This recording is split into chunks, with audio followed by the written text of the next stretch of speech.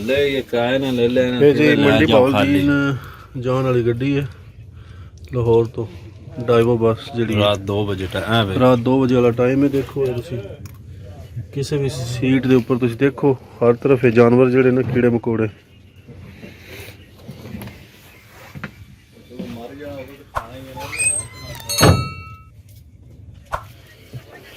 ਇਹ ਤੁਹਾਨੂੰ ਹਰ ਸੀਟ ਦੇ ਉੱਪਰ ਯਾਨੀ ਕਿ ਨਜ਼ਰ ਆਉਣਗੇ। ਇਹ ਵੇਖੋ ਇਹ ਵੇਖੀ ਇੱਕ ਮਿੰਟ ਕਿਹੜੇ ਕਿਹੜੇ ਵੱਡੇ ਦਾ ਇਹ ਹਰ ਸੀਟ ਦੇ ਉੱਤੇ ਨੇ। ਹਰ ਸੀਟ ਦਾ ਇਹ ਹਾਲ ਹੈ।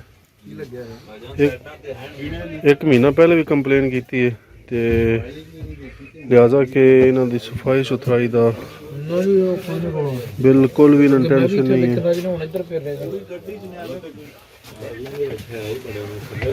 ਇੱਕ ਮਹੀਨਾ ਪਹਿਲੇ ਵੀ ਇਹਨਾਂ ਨੂੰ ਕੰਪਲੇਨ ਕੀਤੀ ਹੈ ਲੇਕਿਨ ਇਹ ਇਸ ਚੀਜ਼ ਵੱਲ ਤਵੱਜੋ ਨਹੀਂ ਦੇ ਰਹੇ।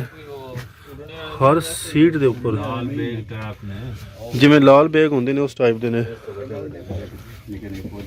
पूरी गड्डी ने मैं पिछले दफा आया ना मैं एक महीना पहले की गल कर रहा। मैं एक महीना पहले मैं पिछले हफ्ते ने किया मैंने क्या तो बेच ना स्प्रे करो मर जा।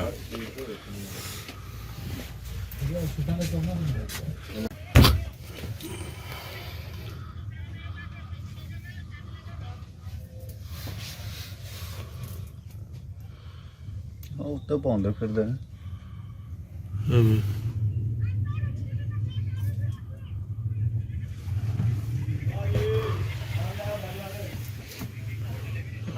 अबे उस्ताद अंदर आई तेरा शहर दिन ना हाँ अबे फीट तो है ना कुरमुल कुरमुल हो चाहिए अबे करमाल बैठे कि